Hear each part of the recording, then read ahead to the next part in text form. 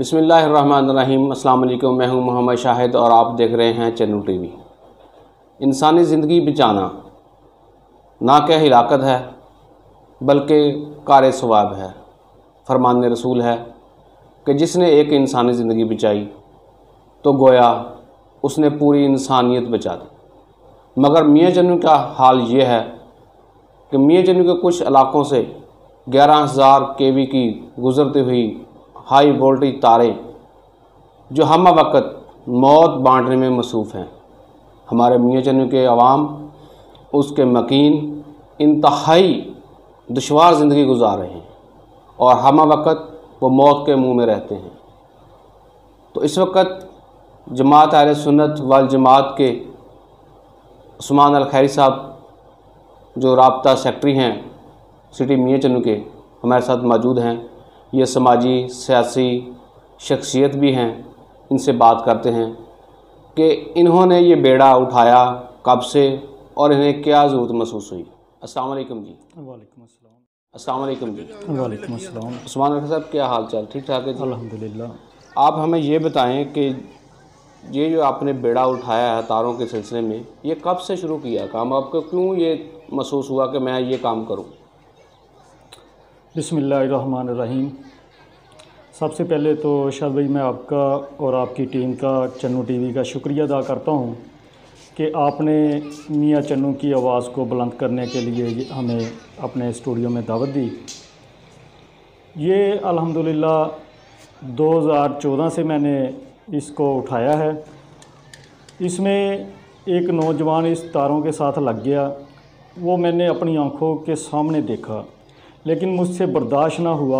उसके बाद मैंने ये अपनी जमात की तरफ से अज़म किया कि मैं इसको उस वक़्त तक सुकून से नहीं बैठूंगा जब तक इन्हें शिफ्ट नहीं करवाऊंगा। इसको मैंने MNA मियाँ असलम बोदला साहब, बेगम मजीदा वहीं साहबा के साथ मुलाकात की है। उस मुलाकात में मैंने उनको आगाह किया कि इतनी जानें जो हैं ज़ाया हो चुकी हैं। आप मुझे बताएं कि अब तक कितनी जानें ज़ाया हो चुकी हैं इन तारों की वजह से? इन तारों की वजह से कम 30 से 35 जानें जो हैं वो ज़ाया हो चुकी हैं और इसे कौमी असम्बली में भी करारदाद पेश की गई, लेकिन उसके बावजूद कुछ भी ना हो सका।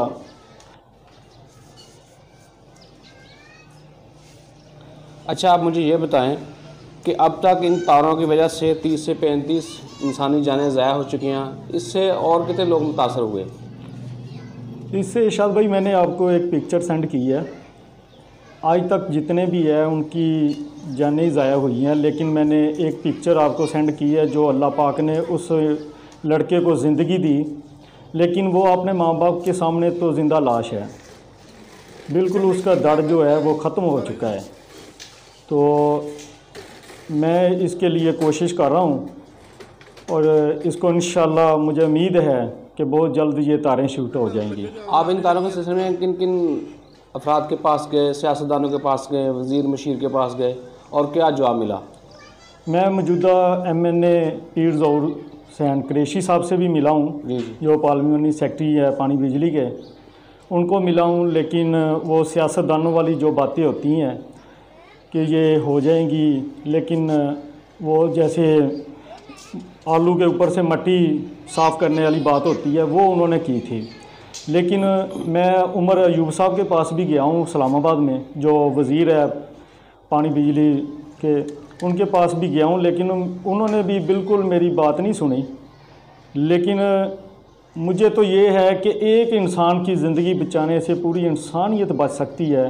तो मैं तो उस वक्त तक सुकून से नहीं बैठूंगा जब तक ये मामलात कंप्लीट नहीं होते। अब ये आपका जो सिलसिला तारों का है ये कहाँ तक पहुँचा और लास्ट में आप किससे बात की, किससे मिले? आप मुझे ये बताएं। इसमें चंद दिन पहले अंदाज़न मेरे एक रोज़ पहले जो है ये गवर्नर पंजाब चौधरी सरवर साहब आए थे जी।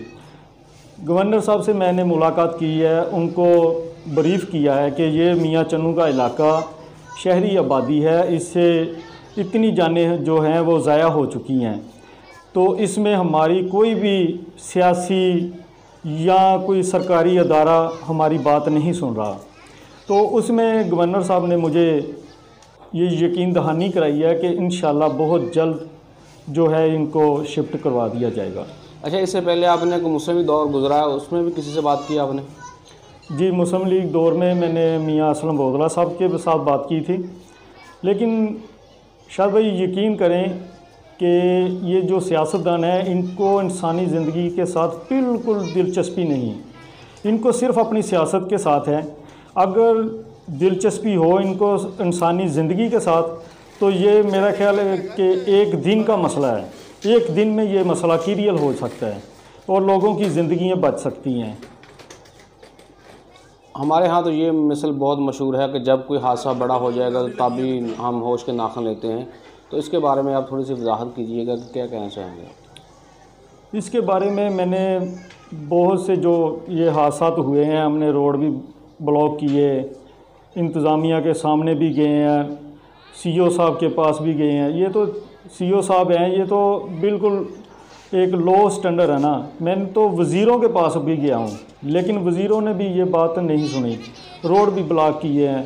लेकिन मैं तो दुआ करता हूँ कि अल्लाह ताला इन सियासतदानों से ना ले काम, किसी ऐसे मसीहा से काम ले ले जो अल्लाह को राज़ी करना चाहता है। अच्छा, मुझे ये बताएं कि ये तारों का सिलसिला ये कहाँ तक चलता है? मियाँ चन्नू से किस जगह से शुरू होता है और इसका जो लास्ट स्टेज है वो कहाँ तक जाती है जिससे ये लोग मुतासर हो रहे हैं? इसमें कितनी आबादी है टोटल?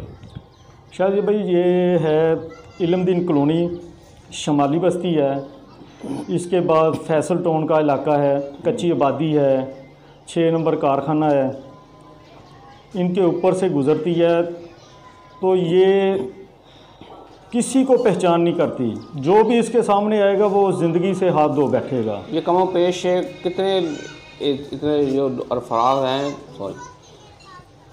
कमो पेश कितने अफराद इनके नीचे रहते हैं, इन तारों के नीचे, और कितने घर हैं, आप कुछ बता सकेंगे?